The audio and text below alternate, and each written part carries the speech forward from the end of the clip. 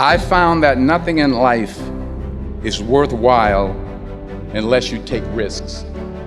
Nothing. Nelson Mandela said, "There is no passion to be found playing small and settling for a life that's less than the one you're capable of living." Now, I'm sure in your experiences in school and applying to college and picking your major and deciding what you want to do with life, I'm sure people have told you to make sure you have something to fall back on. Make sure you got something to fall back on, honey. But I never understood that concept, having something to fall back on.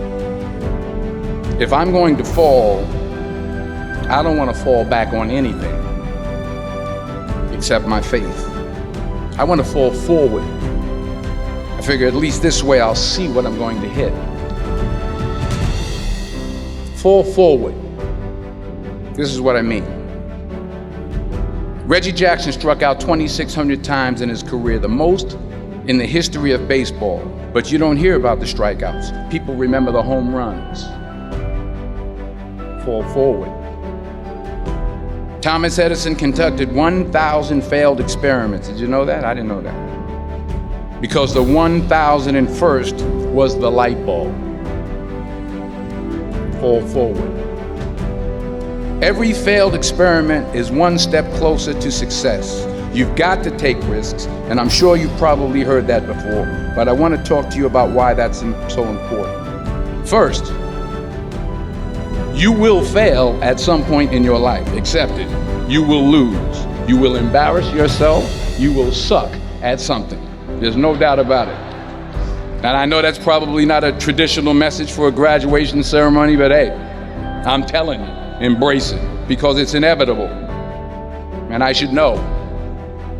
In the acting business, you fail all the time. Early on in my career, I auditioned for a part in a Broadway musical. Perfect role for me, I thought, except for the fact that I can't sing. So I'm in the wings, I'm about to go on stage, but the guy in front of me, he's singing like Pavarotti. He's just,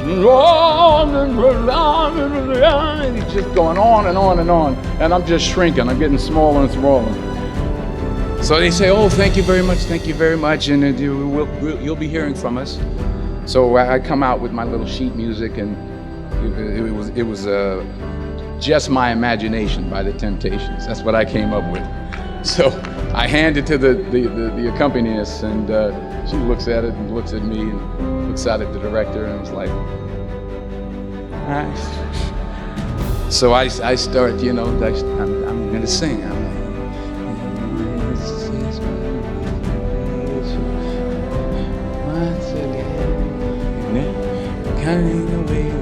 And I'm not saying anything, so I'm thinking I'm getting better. So I start getting into it. Running. This, thank you very much, Mr. Washington. Thank you. So I assumed I didn't get the job. But the next part of the audition, he called me back. The next part of the audition is the acting part of the audition. So I'm like, hey, okay, maybe I can't sing, but I know I can act. So they pair me with this guy, and again, I didn't know about musical theater. And musical theater is big, so they can reach everyone all the way in the back of the stadium. And I'm more from a realistic, naturalistic kind of acting where you actually talk to the person next to you.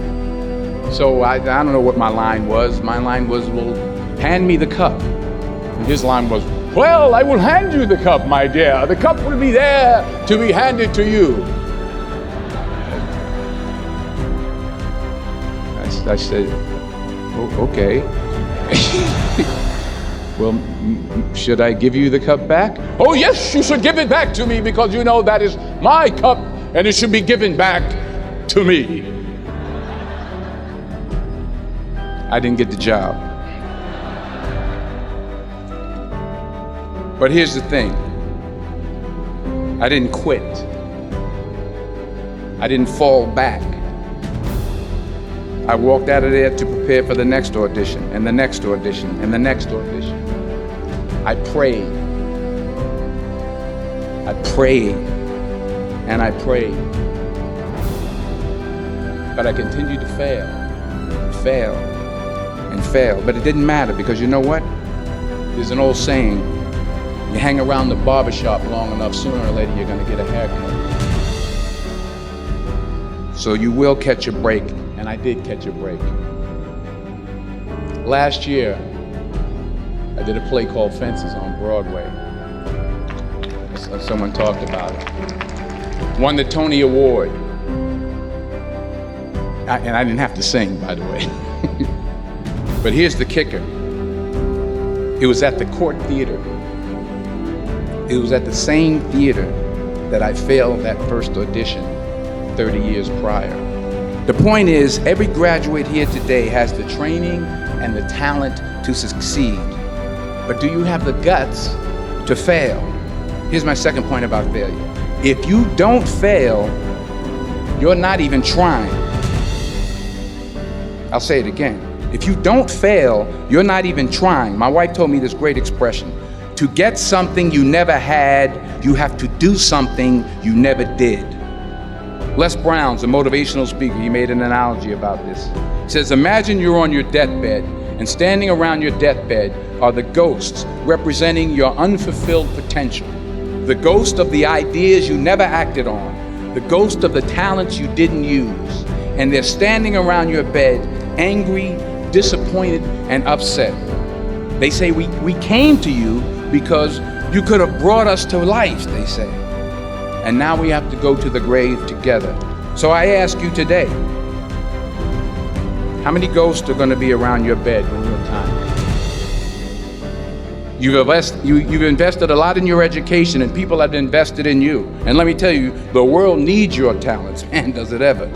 I just got back from Africa like 2 days ago, so if I'm rambling on, it's because I'm jet lagged. I just got back from South Africa. It's a beautiful country, but there are places there with terrible poverty that need help. And Africa is just the tip of the iceberg. The Middle East needs your help. Japan needs your help. Alabama needs your help. Tennessee needs your help. Louisiana needs your help. Philadelphia needs your help. The world needs a lot, and we need it from you. We really do. We need it from you young people. I mean, I'm not speaking for the rest of us up here, but I know I'm getting a little grayer. We need it from you, the young people. So you gotta get out there. You gotta give it everything you got, whether it's your time, your talent, your prayers, or your treasures. Because remember this, you will never see a U-Haul behind a hearse. You will never see a U-Haul behind a hearse. You can't take it with you. The Egyptians tried it, and all they got was robbed. So the question is, what are you going to do with what you have? I'm not talking about how much you have.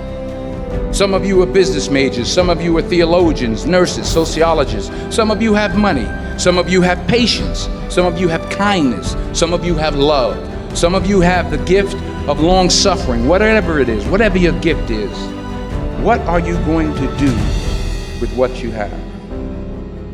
All right, now here's my last point about failure. Sometimes it's the best way to figure out where you're going. Your life will never be a straight path. I began at Fordham University as a pre-med student. I took a course called the cardiac morphogenesis. I still can't say it. Cardiac morphogenesis. I couldn't read it, I couldn't say it, I sure couldn't pass it. So then I decided to go into pre-law, then journalism. And with no academic focus, my grades took off in their own direction. Yeah, down. I was a 1.8 GPA one semester, and the university very politely suggested that it might be better to take some time off. I was 20 years old, I was at my lowest point. And then one day, and I remember the exact day, March 27th, 1975, I was helping my mother in her beauty shop. My mother owned a beauty shop up in Mount Vernon.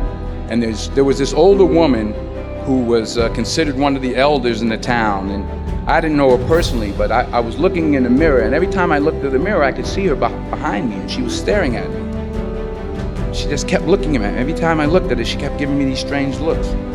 So she finally took the dryer off her head and she said something I'll never forget. First of all, she said, somebody give me a piece of paper, give me a piece of paper. She said, young boy, I have a prophecy, a spiritual prophecy. She said, you are going to travel the world and speak to millions of people. Now mind you, I'm 20 years old, I'm flunked out of school. In fact, like a wise ass, I'm thinking to myself, maybe she's got something in that crystal ball about me getting back into school next fall.